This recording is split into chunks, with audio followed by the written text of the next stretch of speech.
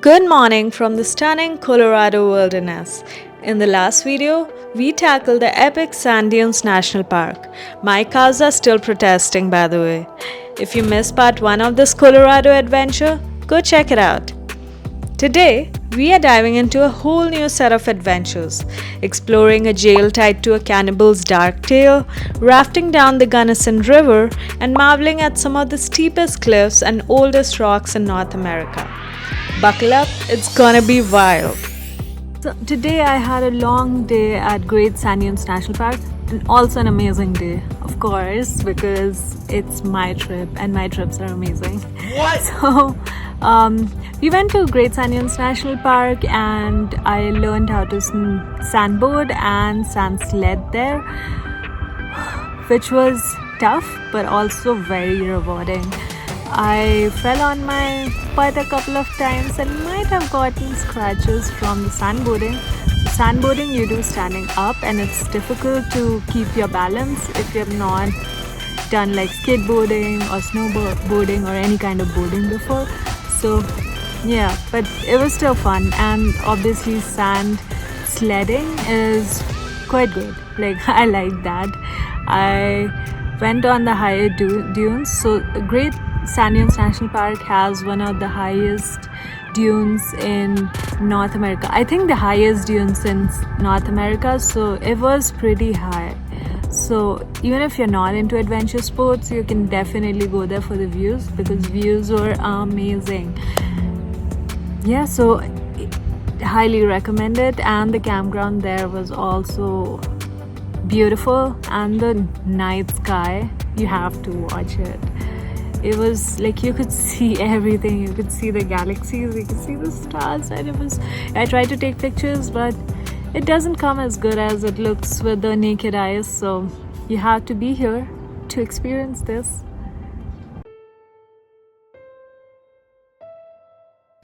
Today's first stop is Saguache County Jail. No, it's not for us. It's where Alfred Packer, Colorado's most infamous cannibal, was held. This guy's story is straight out of a horror movie. In 1874, Packer and 5 companions got stranded in the Rockies during winter. When spring came, only Packer made it out. Spoiler alert, he didn't just happen to find food. Fun fact, Alfred claimed the others died naturally and he had no choice but to dine, but the evidence said otherwise, and he was convicted of manslaughter. Today, he is a Colorado legend, complete with memes and even a cafeteria named after him. After brushing up on our true crime history, we arrived at KOA in Gunnison. Gunnison is named after John W. Gunnison, an explorer who mapped out this area in 1850s. Sadly, he was killed during his travels, but the town keeps his name and the pioneering spirit alive.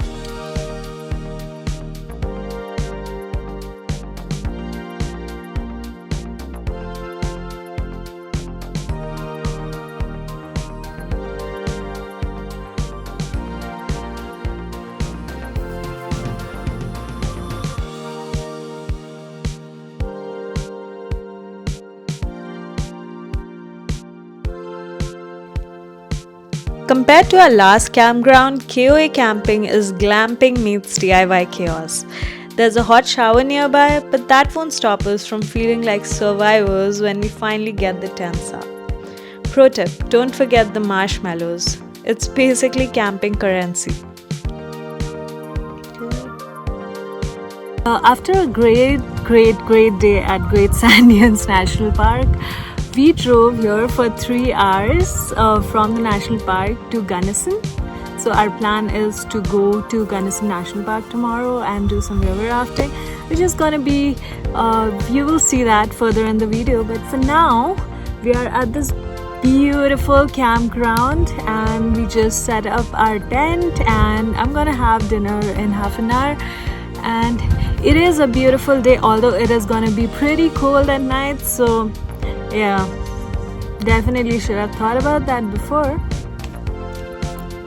So before I get my dinner, I will roam around the campground and show you guys some nice views. It's fall in Colorado, which is beautiful. We are in the mountains at an elevation, so it is gonna be very pretty, and I am so excited. It's gonna be an exciting day in Gunnison, and stay tuned for more. And the best part is they have showers here, so I had a nice warm shower. And look at the sun on my face, it looks so pretty. I just showered, I'm nice and clean, all the sand is gone from Great Sanyons National Park. And although I do have some souvenir in my bag, so yeah, that is not gonna go away, I think, until I clean it up. So first off, let me show you the campground, which is super pretty. This is not where I'm staying, but these are like some cabins here. Gets good light, and there are these high trees. Look at the yellow and the green color, which comes off so nicely, and especially during this time of the day. This is so refreshing, to be honest.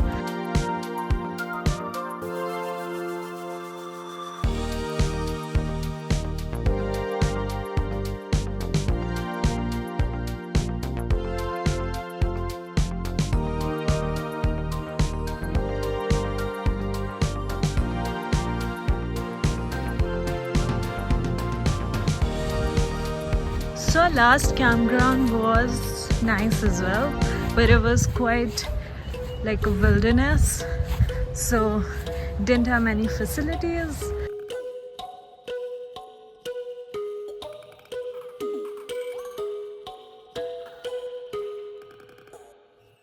I had to hike like half a mile to go to a restroom or the bathroom on the slope. So we didn't shower last night, but it is nice and warm today. Look at, can you spot the goat hanging around there?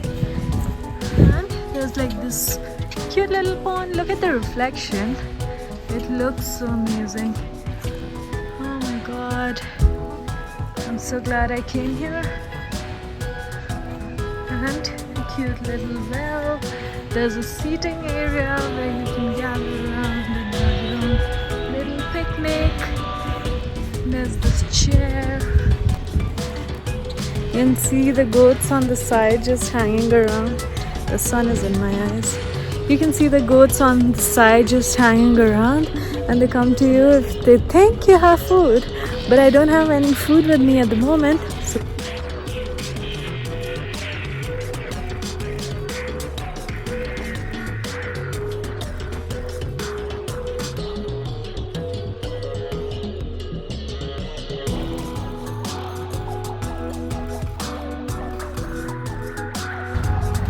look at the donkeys here.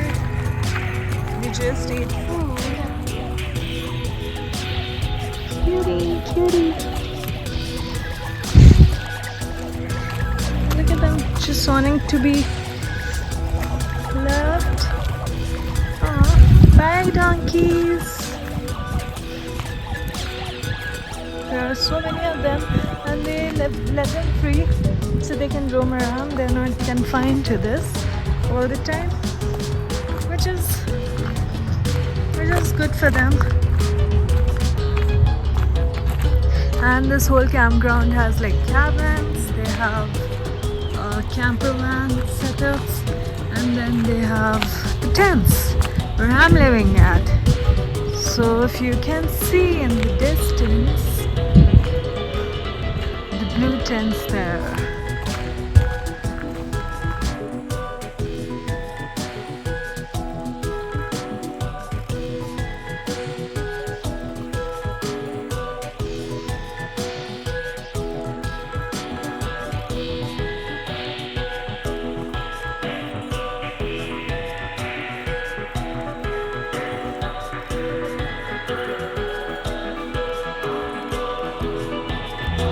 Good morning everyone. So I've been awake since 6 a.m. in the morning. I had my breakfast and then I have been packing up my tent, freshening up. So it is a really pretty morning today, although it was very cold at night. I'm definitely not prepared for this much cold, but thankfully it'll be one of the coldest, I think the coldest night in this trip. So the worst has passed. Today we are going to Hotchkiss, which is 3 hours drive from here. We'll be doing river rafting, which is my first. I've never done rafting before, so that's exciting. I'm always up for trying new things. So it'll be like a 3-hour rafting, maybe informative session, I'm not sure. So it's a surprise kind of. And then after that we'll go to Gunnison National Park where we'll see the Black Canyons.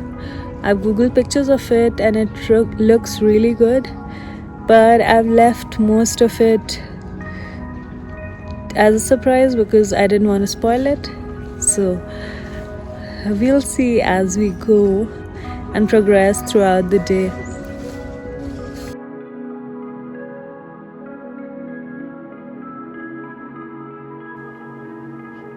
Next up was the drive of a lifetime.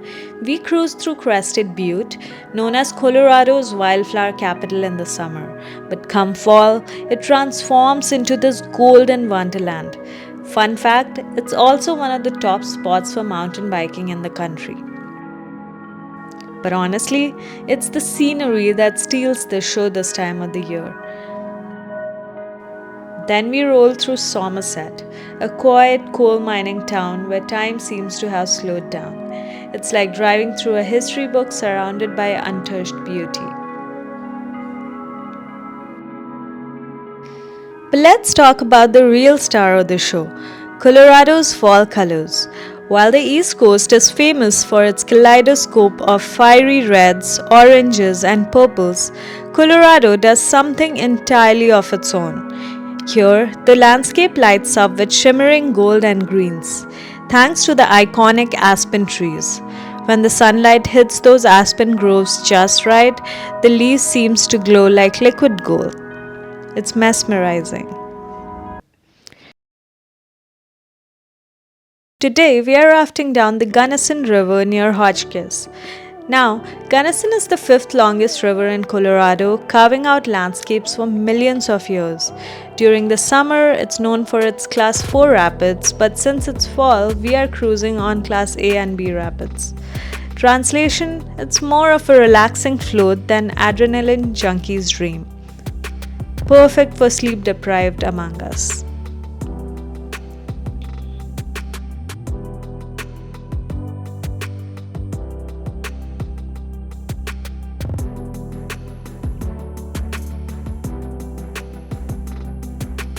Rafting is like riding a roller coaster built by Mother Nature herself, and let me tell you, she nailed it. We are at Gunnison River Pleasure Park where the scenery is nothing short of magical.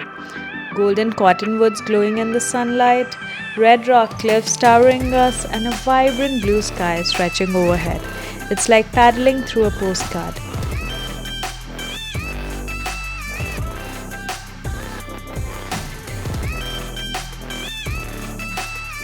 This area is not just about rafting. It's also a hotspot for wildlife and one of the largest migratory bird habitat in the state. We spotted bald eagles soaring high above us, blue herons in the water, and many other birds. What really caught my attention though was the number of people fly fishing along the riverbanks. Some were seasoned pro, gracefully casting their lines, while others were learning their ropes. Their enthusiasm as refreshing as the river itself.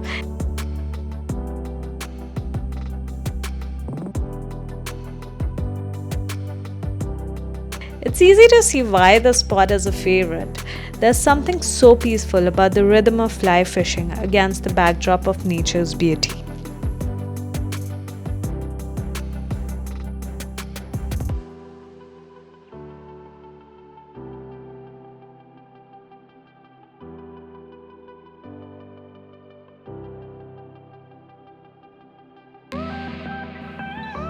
And here's the cherry on top. We got to jump into the water. Since the water levels were lower, rafting wasn't as intense as usual, but that gave us the perfect excuse to take a dip. The day was decently hot, and sliding into the clean, calm, and pleasantly cold water was nothing short of blissful.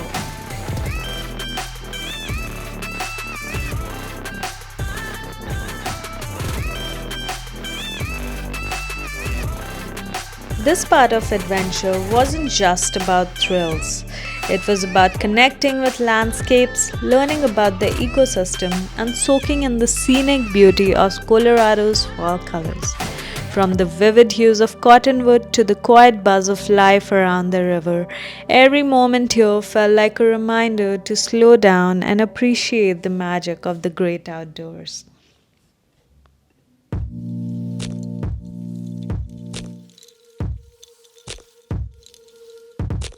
As the sun goes down, we are headed to Black Canyons of the Gunnison National Park. It is one of Colorado's most underrated gems, in my opinion.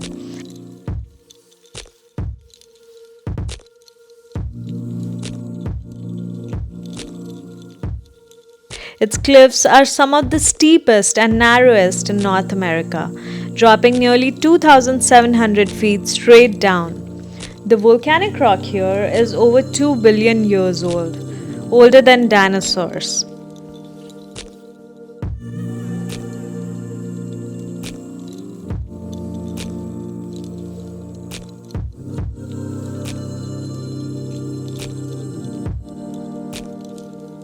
The Gunnison River, which we were rafting on just a few hours ago, worked on this masterpiece for nearly 2 million years, carving these incredibly sheer walls. The whole scenery is just surreal.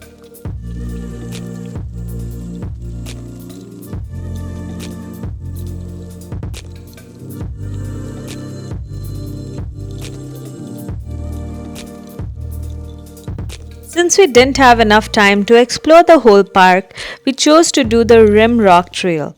It is an easy 1 mile hike with insane views of the South Rim.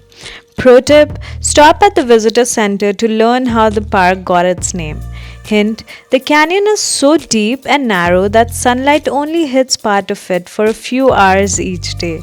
Hence, Black Canyons. Cool, right?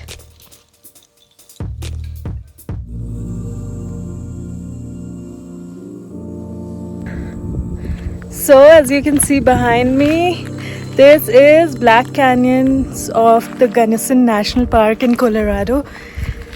We came to the viewpoint directly because we didn't have much time, but the viewpoint is something that you cannot miss, so we had to cover it. It is really beautiful, and apparently, if you look down in the gorge, you can see up to 1.8 million old stones, which is mind-blowing. The geography here is studied by many geologists, and I don't know much about geography, but the views are one of a kind. I've never seen this blackish gray rocks here, so you should definitely visit this. Add it to your list for next time.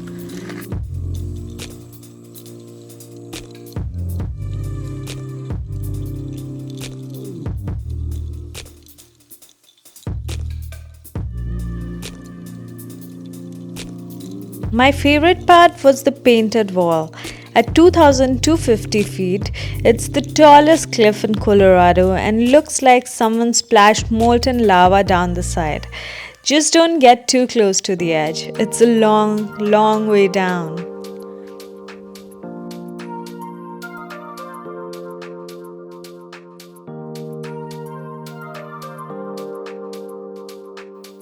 After an incredibly scenic day in Gunnison, we headed to our campsite, which was another KOA, to prepare and fuel ourselves for our next Colorado adventure.